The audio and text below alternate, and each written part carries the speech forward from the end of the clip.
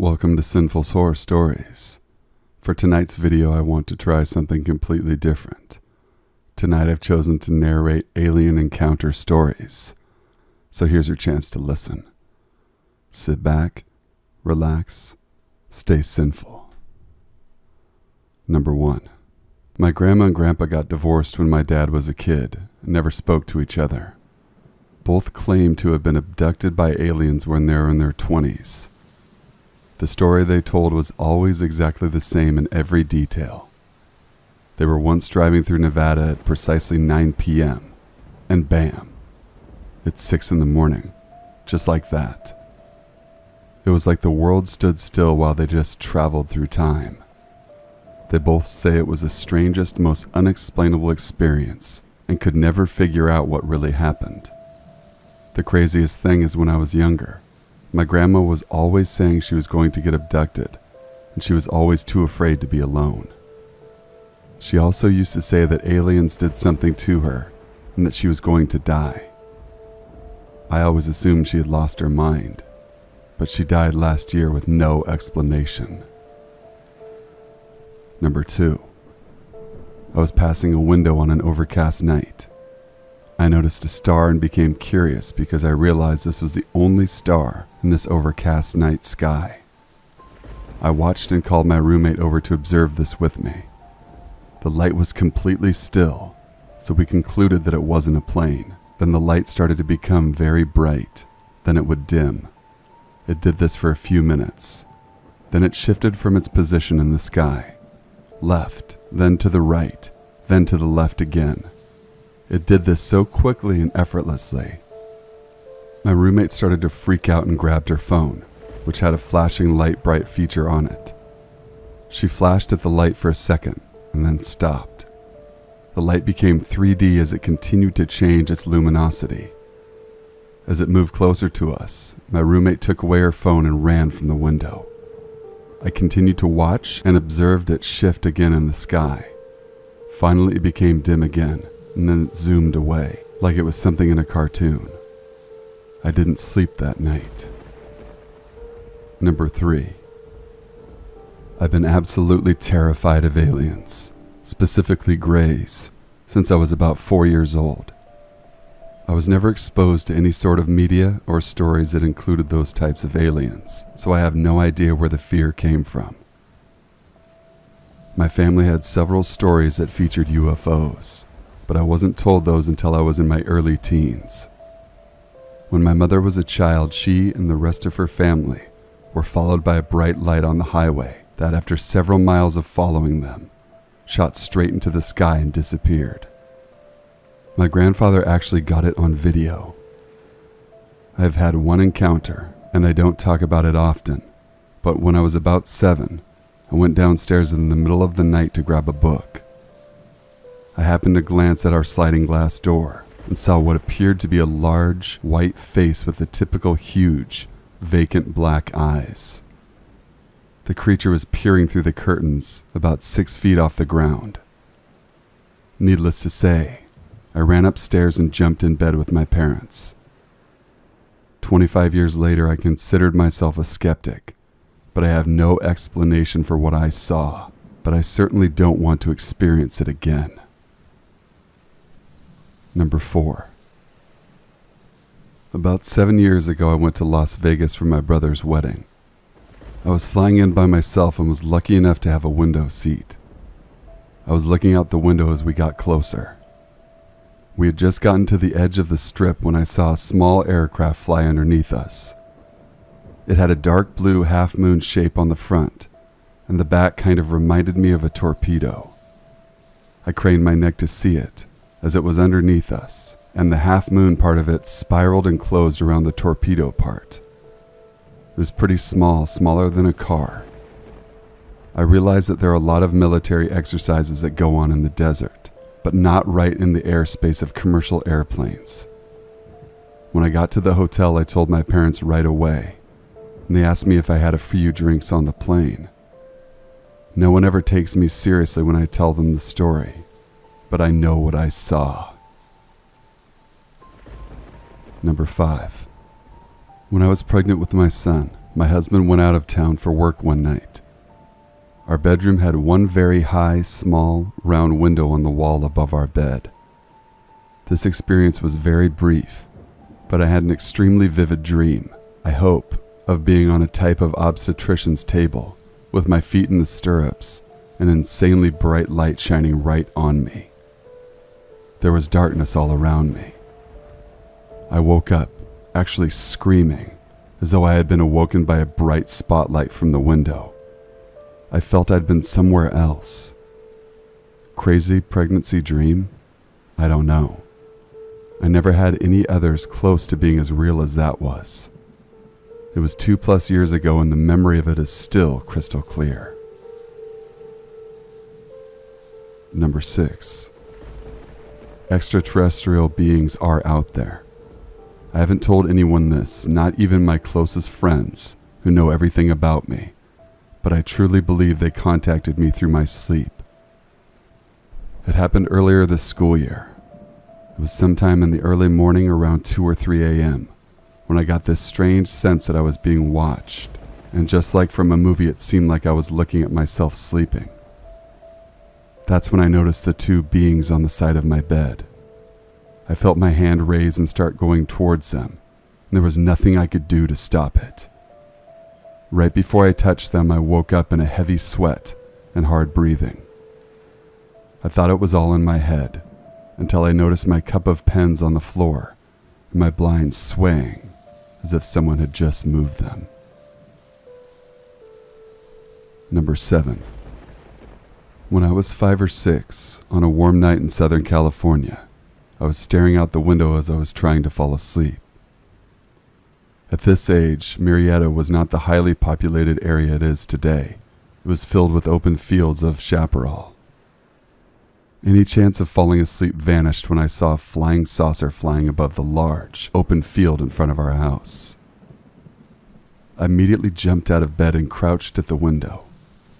I still kick myself to this day for not alerting my parents, but I was awake far past my bedtime, and I was afraid of getting in trouble. To my horror, over the course of a couple of minutes, the flying saucer lowered itself out of view to the chaparral ground. After that, I saw no more of the UFO. I laid in bed for hours, scared before I was able to sleep. An interesting fact I would like to note is that Murrieta is near the far end of Camp Pendleton, a Marine base. This either means it was a military craft, or the military had to have known about this UFO via radar.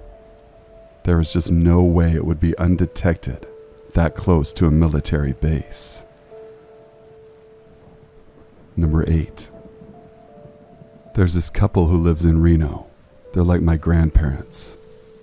The lady is very esoteric, so one time we were in their house and I was bored, so I decided to explore the house. I found one room filled with drawings of weird owl people, similar to the Close Encounters of the Third Kind of type. Then the lady found me in that room and told me all about how she spoke to aliens in the woods near her house. I couldn't sleep for the whole time we were there. Number 9. I started noticing a bright light in the sky that had a red tint to it near my parents' house. It was in a different spot each night and much closer than a star or planet would be. A few days later, 2 objects came out of nowhere and met each other in the sky. Then another came, and another. They were making motions only military planes would be able to achieve. They danced around for what seemed like an hour. I called other people in the neighborhood to go outside and look. They all witnessed it. At the end, the aircraft sped off in opposite directions. It was later confirmed that no military planes were in the area. Number 10. It was 12/21 of 2010, about 9:30 p.m., and me and my friend Nicole were driving around stalling, waiting for my other friend to go sledding. We went to drive around the reservoir in New Britain, which is just creepy in itself. There are no lights, curvy roads, and trees everywhere. When we got on the road, the reservoir was to our left, and just above the tree line was a huge light moving with us as we kept going forward. The road makes a whole circle, so as we were turning the corner, I opened up my sunroof to look because we thought it was a helicopter looking for someone. The light moved above us, and when we looked up, it was a chunky black disc with red lights all over it. The weirdest part is that there was absolutely no sound whatsoever. Needless to say, I practically shit my pants and have never driven so fast around that reservoir in my life. Number 11. About 10 years ago, my dad was driving us home to Alberta from Manitoba. We were somewhere in Saskatchewan, which is the flattest land you can find, and it was 2 or 3 in the morning. A huge bright white light zipped right past us, and as fast as we saw it, it was gone. It lit up the whole night sky as if it were the afternoon. We swore it must have been a meteorite, but we searched for stories about it and nothing ever came up.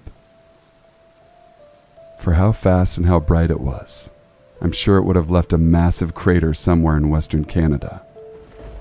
So now I truly believe it was a UFO, either beaming lights down or zipping past us across Saskatchewan. Very eerie. Number 12. This was in the middle of nowhere, Washington. I'm lying in a large field with 8 friends, stargazing and just hanging out after a long day of work. We were all seeing the average occasional shooting star and enjoying ourselves. Randomly, one of my friends and I sat bolt upright, for no apparent reason, facing towards a thick wooded area. Above the tree line, a large bright green light appeared suddenly. We watched it for about 15 seconds, then it exploded even brighter, shot away from us and dove toward the ground at an insane speed. It left a trail, and as it dropped, we saw a ring appear around it. We tried to get the others to look, but once they did, there was nothing there. We tried to convince them of what we had seen, but they called us crazy and brushed us off. Why no one else noticed the brightness of the light or the flash, I don't know. But my friends and I are still amazed, confused, and slightly freaked out about what we saw. Number 13. Bonus story. When I was in the 2nd grade back in the late 90s, I was having a sleepover where my best friend, who still is my best friend and can vouch for this story. We were in the living room that faced the backside of my house, which was set nearly in the middle of nowhere, atop a small, heavily wooded mountain in upstate New York. In the middle of watching some movie on VHS, one of us spots a giant glowing orb about the size of a small house, hovering above the tree line. So, being a freaked out little 7-year-old, I run into the living room where my parents were watching TV and told them there was something crazy going on with the moon and that they had to see it. They brushed us off and told us to go back to watching our movie. We tried, but the glowing orb was just too big and too weird to ignore, so we ran back to my parents and told them they had to go and look. Finally, my mom convinced my dad to go take a look, and when they did, my mom got this very confused look on her face, said to my dad, "Bill, go get your coat on. I think that's a UFO, and you have to check it out." So, my dad geared up and went outside while my mom bundled us all up to follow. Good idea, right? Take a couple of 7-year-olds out to potentially be abducted? Anyway, my dad disappears into the woods on a path that leads to a large Tuscany-style mansion about a half-mile away where our cool neighbor lived by himself at the time. My dad comes back, thank God, a few minutes later and tells us to come along to see what was going on. Long story short, DMX was filming a music video at my neighbor's mansion, and the giant glowing house-sized orb was what they used on set to make it look like it was daytime. We hung out for a bit, had some of DMX's food, saw him run through the woods with a bunch of dogs. Don't ask me what video it was, because I can't seem to find it anywhere. But basically what we thought were aliens was really DMX. Thank you guys for watching and listening. Please be sure to leave a like, comment, share, and subscribe for future videos. Email all of your true scary stories to thesinfulsavant@gmail.com. I will leave my email in the description box below as well. Be sure to follow me on Instagram @sinfulshorror. I post daily true scary stories on there as well. Until we meet again, stay sinful.